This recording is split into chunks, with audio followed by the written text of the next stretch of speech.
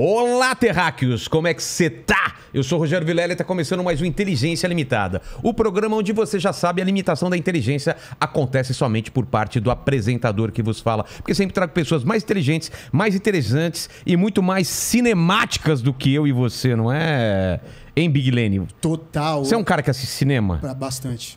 Assiste série? Bastante também. Assiste, lê gibi?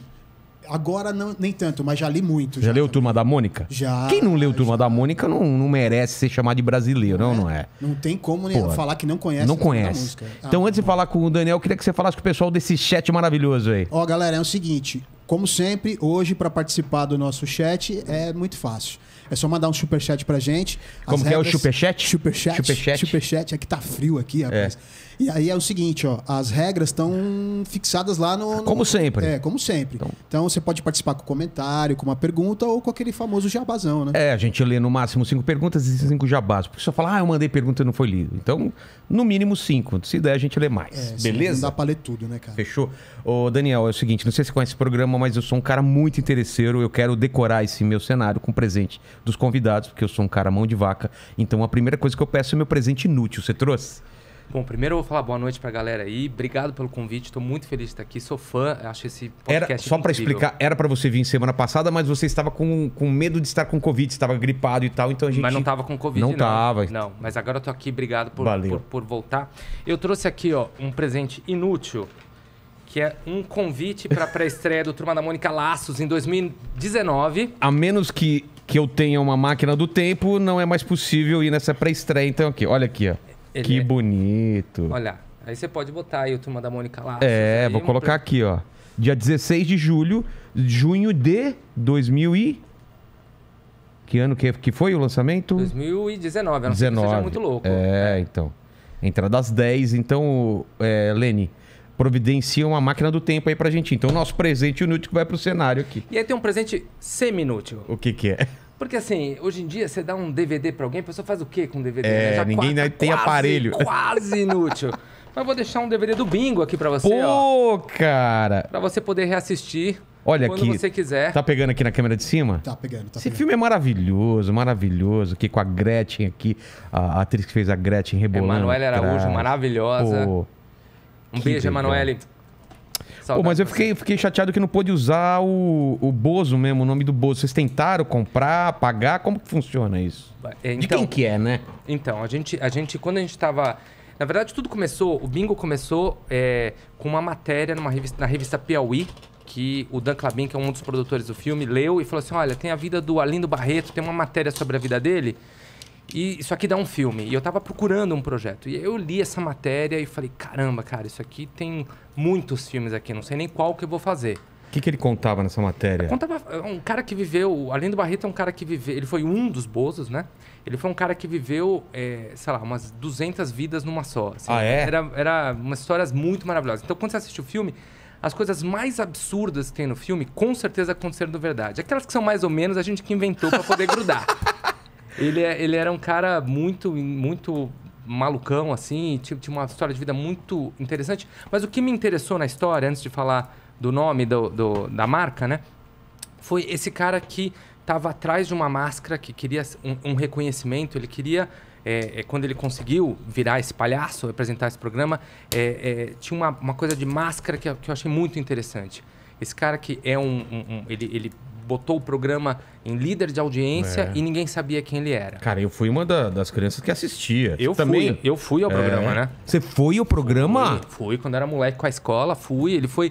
Eu lembro, na minha lembrança... Nossa, que legal! Daquela luva branca vindo na minha direção pra escolher pra fazer o Bozo Baldinho. Que legal! E eu aqui... Você não consegue saber se era ele ou se era outro, né? Na minha cabeça era ele. Claro, né? Óbvio.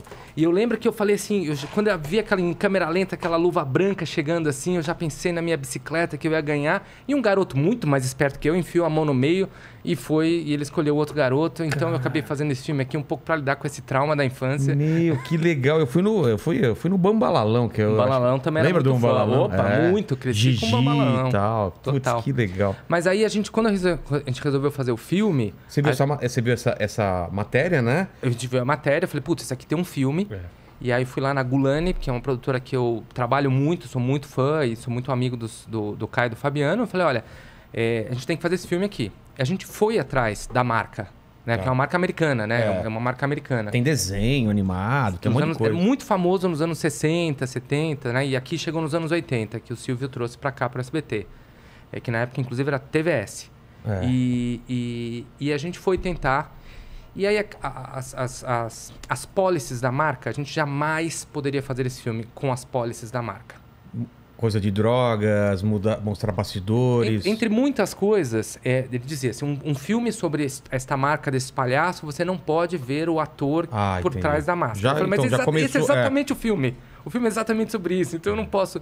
E também tinha uma coisa que, na matéria, tinha uma relação dele com o filho, que era muito... Né, assim, quando eu li na matéria que ele começou a ficar muito famoso, começou a ganhar dinheiro, começou a se distanciar do filho, que ele comprou um carrinho de controle remoto, e foi dar pro filho, e o filho olhou o carrinho, olhou para ele e disse a frase que para mim foi a frase que quis fazer esse filme, que pai, você é o único pai que brinca com todas as crianças, menos comigo.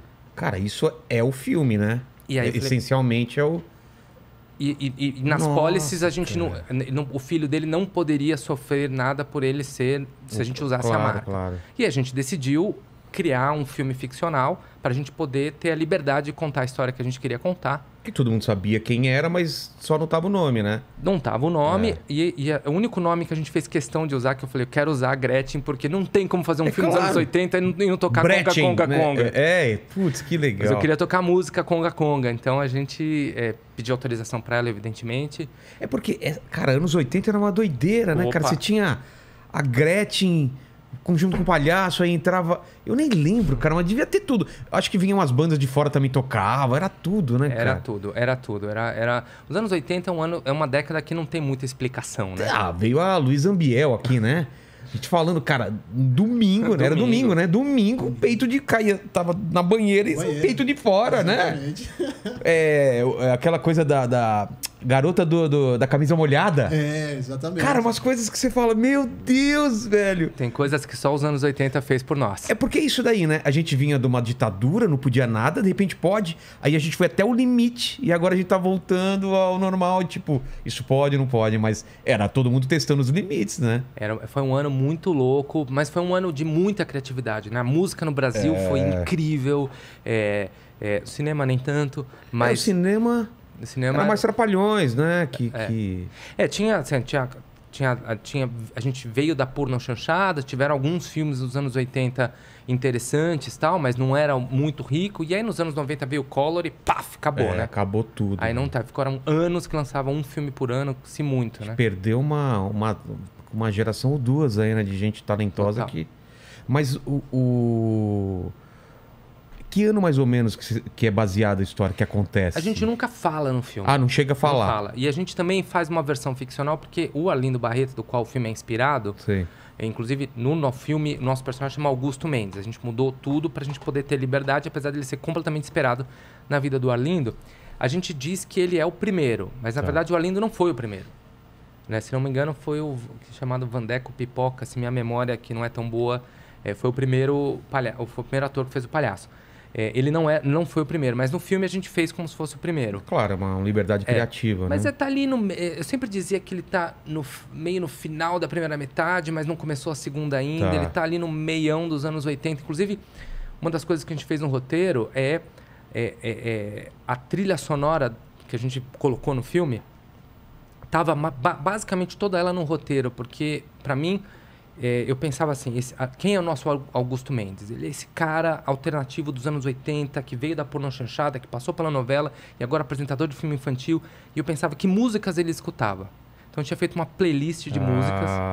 Eu dei pro Vladimir Brista, quando ele entrou no filme. Falei, olha, essas aqui são as músicas que ele escutava. Inclusive, a playlist, a trilha sonora do filme tá lá no Spotify. Dá uma ouvida lá que é maravilhosa. Tem Echo and the Bunnymen, tem Titãs, tem até uma história divertida, que é uma das músicas que estava no roteiro, que para mim era uma essência para criar o filme, que era o Rock and Roll Part 2 do Gary Glitter. Que para mim, assim, era a transformação dele no bingo, era com essa música. A gente montou com essa música, a gente fez o trailer do filme com essa música e a gravadora não liberou pra gente. Porque o Gary Glitter, ele é condenado, não sei se condenado, posso estar falando uma besteira, mas ele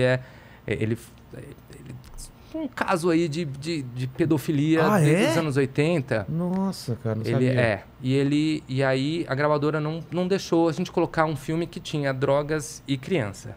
Melhor não, né? E aí a gente falou, não pode, mas essa música, assim, inclusive nosso trailer tem uma música que é muito parecida, que a gente foi lá. Pô, não sei qual é essa música. Conhece, Lenny? Gary Glitter Rock and Roll Part 2, que é a mesma música que o Coringa usou quando ele vira no Coringa e desce a escada. Sei! Quando você falou, eu falei, só faltava... Eu achei que não tinha sido liberado porque eles já estavam negociando com... Porque o Coringa foi bem anos depois, né? Cara, essa música ia ser demais, cara! Eu escrevi ela no roteiro, ela tava lá no filme, ela era a transformação do Bingo. Assim... E aí, coincidentemente, o Joker foi lá e muito usou estranho. A mesma música. Cara, com certeza, mas eles não liberaram pra gente. Mas olha era a mesma só, hein? música. Será que Coringa veio na inspiração aqui, roubou a ideia dele, cara. Eu acho que houve muita coincidência, cara. Transformação. E ele tem um pique meio do palhaço no começo, né? Ele trabalhava como palhaço. Cara, é muito... Aliás, você gostou do filme do Coringa? Eu gostei. Eu tenho algumas questões, assim... Não precisava nem ser do Coringa, né? Podia ser um filme normal, eu acho né? um filme maravilhoso, porque ele é um transformador de barreira de filme de super-herói que você pode ir para qualquer lugar e você não precisa fazer filmes que sejam só de ação. Inclusive, praticamente não tem. Tem uma cena de ação no filme do Coringa, que é a última ali, que nem é tanto de ação, tranquilão, né? Ele tem algumas questões ali ideológicas de você relacionar a loucura com resistência, com crime, com resistir a uma pressão da sociedade.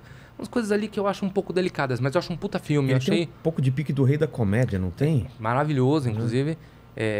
Eu acho um puta filme, eu acho que ele abre espaço pra gente poder usar, que é uma coisa que eu tento fazer muito, que é não ter medo da cultura pop, mas ao mesmo tempo fazer filmes interessantes, profundos, com toque artístico, com profundidade, que possa fazer bons filmes com a cultura pop. E o Coringa faz isso. Eu vou te alugar um pouco. Você teve ideia, tá? Você chega e fala com o Arlindo Barreto. Isso. Você tem que pagar alguma coisa pra ele. Você tem que negociar direitos com ele. Como funciona isso? Sim, a gente foi até... Antes de começar o filme, a gente foi atrás dele. O Dan Clabin, que foi quem teve a ideia, foi atrás. O Arlindo estava... porque ele prega até hoje, né? Ele é pastor. Evangélica. E ele prega vestido de palhaço. O quê? É mesmo? E aí o Dan Clabin foi até um culto onde ele estava pregando, esperou o culto acabar, foi falar com ele, falou, a gente queria fazer um filme inspirado na sua vida, e foi uma negociação.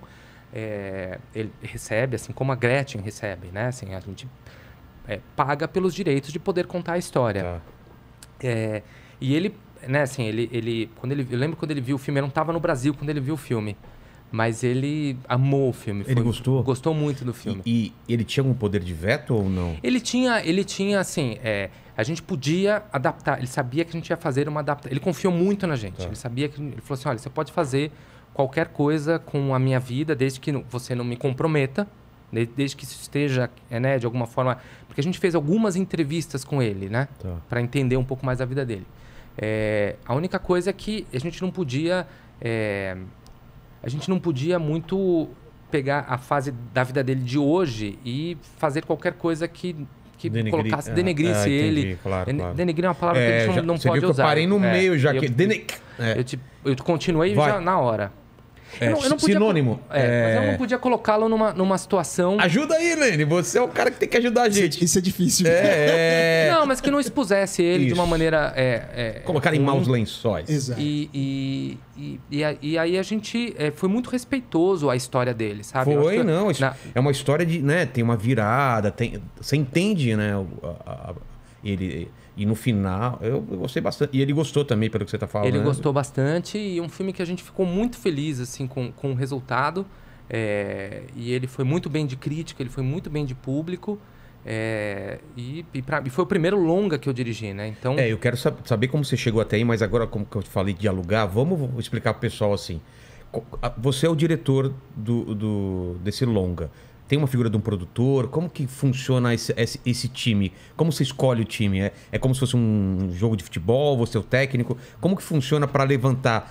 Você tem ideia, você levanta do zero e aí eu vou ver no cinema e falo, putz, é um filme tá pronto? Como que é? Porque a galera não faz a menor ideia, né, de como que é. Existem várias maneiras, né? Cada projeto tem uma maneira de acontecer, né? Você pode ter um projeto que nasce de um produtor ou de uma produtora e vai atrás de um diretor. Tá. Ou, neste caso aqui, que na verdade veio de um produtor, que foi o Del Clabin, com uma ideia. A gente encontrou numa ponte aérea, falou, cara, tem uma ideia aqui, lê essa matéria. Eu falei, temos um filme aqui, consegue os direitos que a gente vai fazer.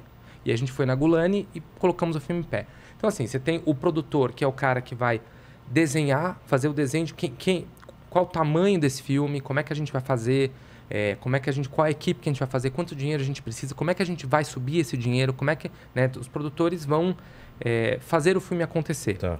O diretor é o cara que eu chamo de o capitão do navio, né? Ele fala assim, a gente deve ir mais ou menos para cá, ó.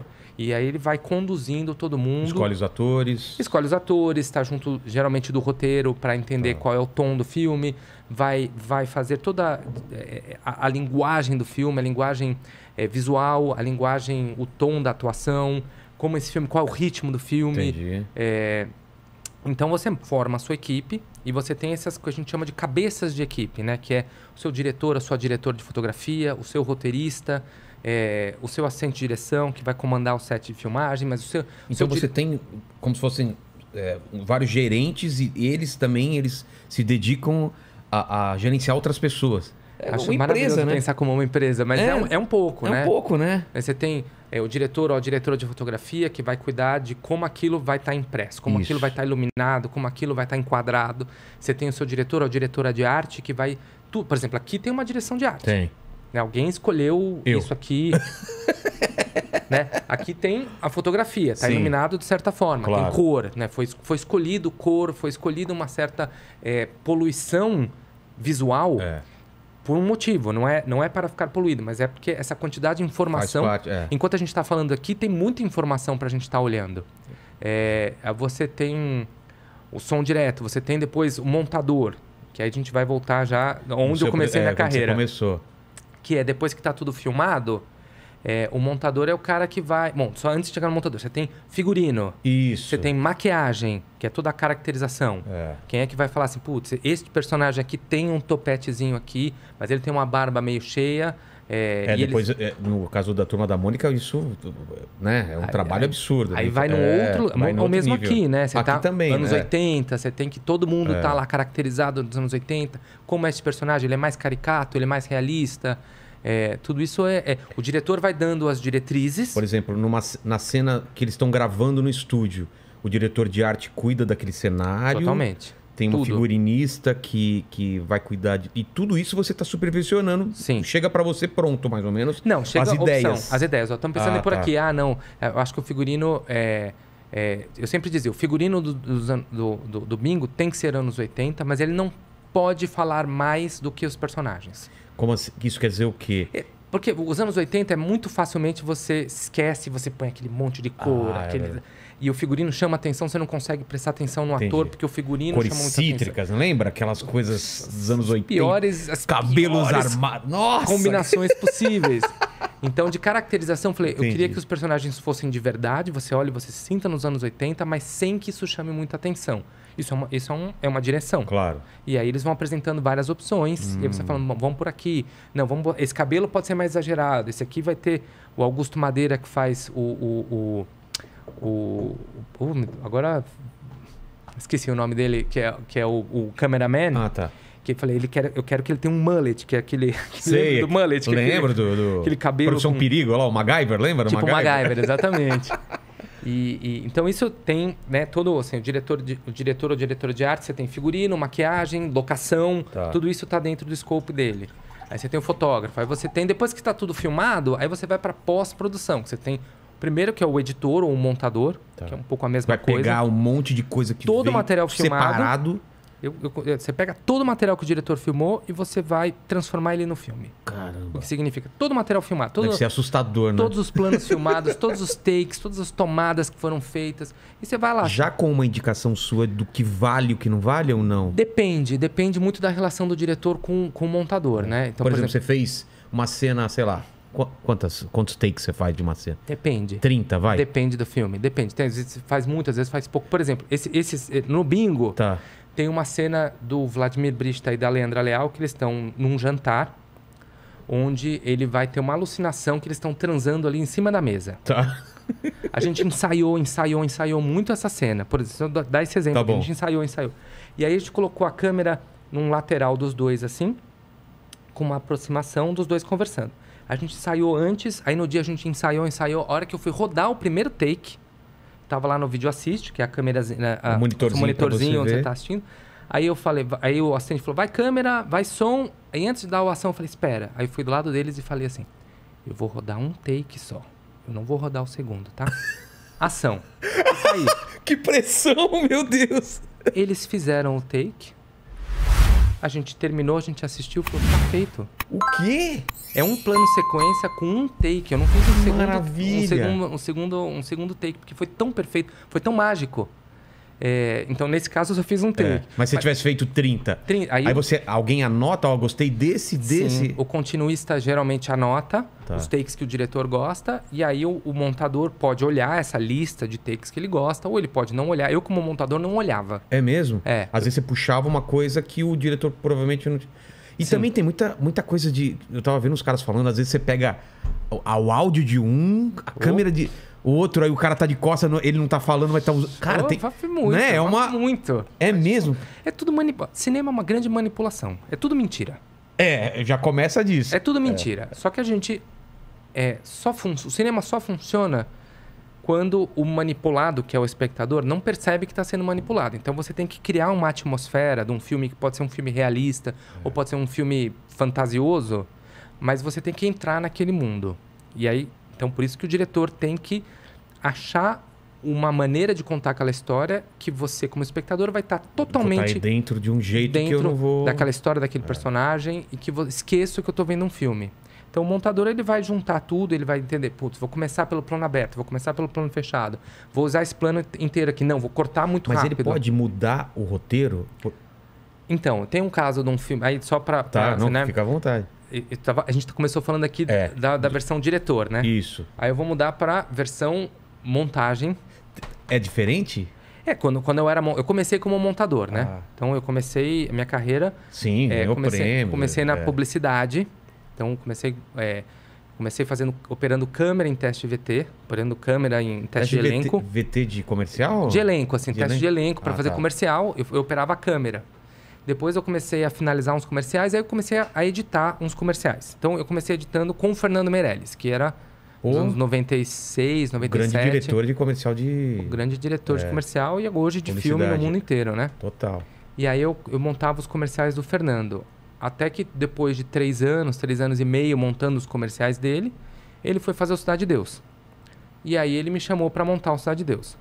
E foi muito engraçado até que eu estava um dia lá na produtora, na O2 Filmes, ele me chamou na sala dele, eu fui lá, ele falou assim, olha, eu sabia que ele estava fazendo o Cidade de Deus, mas eu estava quietinho na minha, montando os comerciais aqui, ele me chamou e falou assim, olha, isso não é um convite ainda. Mas se eu te convidar, eu falei, eu aceito, vai ficar incrível, vai ser a melhor montagem de um filme que você já fez, vai ser incrível.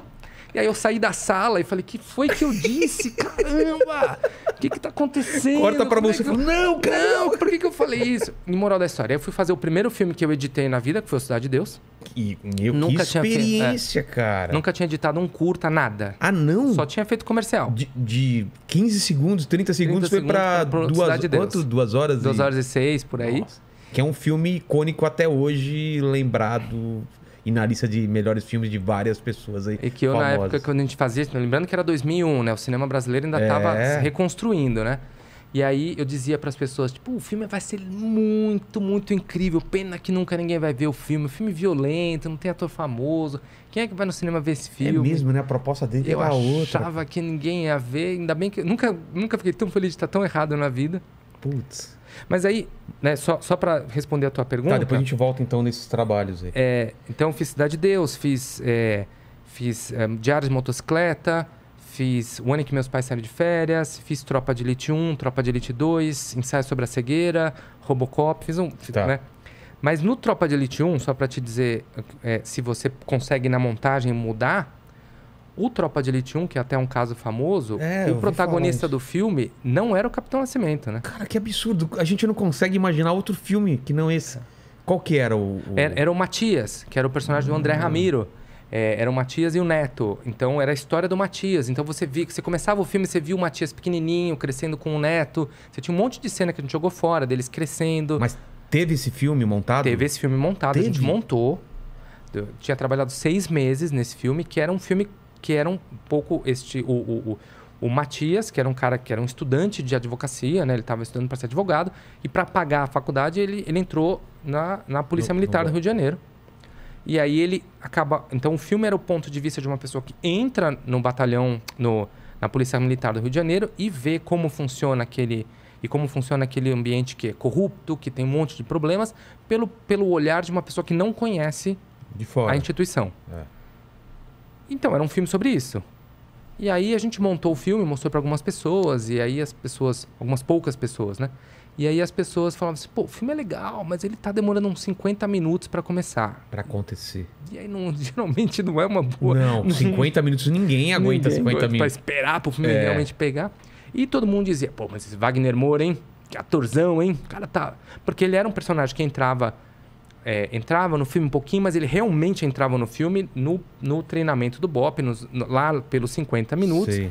E ele tomava o filme para ele. Caramba. E aí eu, Zé Padilha e o Braulio Mantovani, a gente estava tomando um café da manhã na padaria. Assim, diretor e montador. O roteirista, o diretor e montador. E aí o Braulio disse, puxa, teve uma versão de roteiro lá que... Já teve uma versão de roteiro que a gente fez a narração off, que é aquela... Quem conta a história... passava do Matias para o Capitão Nascimento. E aí ele sugeriu, né? E se a gente remontasse o filme inteiro pelo ponto de vista do Capitão Nascimento? O que significa... já tinham 6 meses de trabalho, tá? Meio que jogar fora e começar aí quase do zero. Entrei no banheiro, chorei 15 minutos ininterruptamente. Respirei fundo e falei, bom, vamos lá. Como é que nós vamos resolver isso? Aí a gente entrou, o Zé começou Mas você gostava dessa primeira versão ou não? Eu gostava. E na época... Na hora eu fiquei com medo. Eu falei, cara, mas o filme... Eu fiquei 6 meses trabalhando aqui, né? A gente fica muito... Você se apega, né? Apegado. E como é que... Não tinha a menor ideia de como a gente ia conseguir. Porque o que a gente fez no final da história? A gente mudou o protagonista do filme. Exato. A gente mudou a sinopse do filme. Não sei se já aconteceu isso em algum outro filme que deu certo. Eu não sei te dizer. Na história do planeta deve ter acontecido. Mas a gente mudou a sinopse, né, do filme. Agora era um ponto de vista de um cara que já tinha passado pela instituição da Polícia Militar, que estava no BOPE, e estava falando disso com o olhar de quem já conhece aquilo. Então era um approach. E a gente remontou tudo sem filmar nenhuma outra cena pra isso. É? A gente, só com o material que tinha, a gente fez um outro filme. Mano. Só para que a sua pergunta se dá para se a montagem tem esse poder, tem esse poder. E aí quando você assistiu essa segunda versão, você se convenceu que era melhor também? Não demorava 50 minutos pro filme começar. Porque começa Como começa o Tropa de Elite? Começava do mesmo jeito. Começava no tiroteio, no baile funk. Tá. Começava igual. Pô, preciso rever o filme. Então, ele começava igual. As duas versões começavam muito parecidas. Mas aí voltava e ficava só na história do Matias até encontrar o Capitão Nascimento de novo. E aí agora a gente voltava e acompanhando o Capitão Nascimento. A gente mudou... Mas ele... É um filme que ganhou Berlim, né? Ganhou o Urso de Ouro em Berlim. Que absurdo esse filme, cara. E aconteceu uma coisa inédita nele. Ele foi pirateado pra caramba. O pessoal assistindo antes de ir pro cinema. E nunca tinha acontecido isso, né? Nunca... E o que poderia atrapalhar... Porque, putz, agora todo mundo já viu. O pessoal ainda queria ver no cinema. De tão bom que era o filme. Como que foi? Descobriram como que vazou? Quem que vazou? Eu não me lembro, porque a minha memória é muito ruim. Mas eu acho que foi na legenda... Não foi. Não foi. Foi lá garanto pra você que não foi. Foi lá na... Como chama? Onde os caras vendem... Lá na Santa Ifigênia, né? Santa Ifigênia falou aqui, ó. Tem aqui. 25 de maio. Não, na verdade foi... Se não me engano, foi... Porque teve uma investigação, né? Foi, acho que no estúdio de legendagem. Tava legendando porque ia mandar pra fora, porque o filme... A Miramax tinha comprado o filme, o Weinstein Company, não me lembro se já era o Weinstein Company na época. E hoje em dia até, né? Weinstein, Miramax, socorro. Mas foi na legendagem que alguém copiou, porque tinha um ator que era amigo, falou, olha... Dá uma olhada aí. Porque ninguém naquela época achava que as pessoas iam na barraquinha pra comprar filme nacional. Você manda pra um cara, fala, vê aí, não acha que todo mundo vai se interessar tanto. E criou o filme virou criou um... Pra bem e pra mal na história, no mundo de hoje. Pra bem e pra mal. Mas ele virou um acontecimento que ele transbordou o filme, né? Ele virou... Eu não lembro de nenhum filme... Eu não lembro de outro filme que foi um evento que nem esse, assim. Tava todo mundo comentando e eu tenho que ver esse filme. Eu acho que pegou todas as classes sociais, pegou tudo, né, cara? Sim. E foi um filme que ele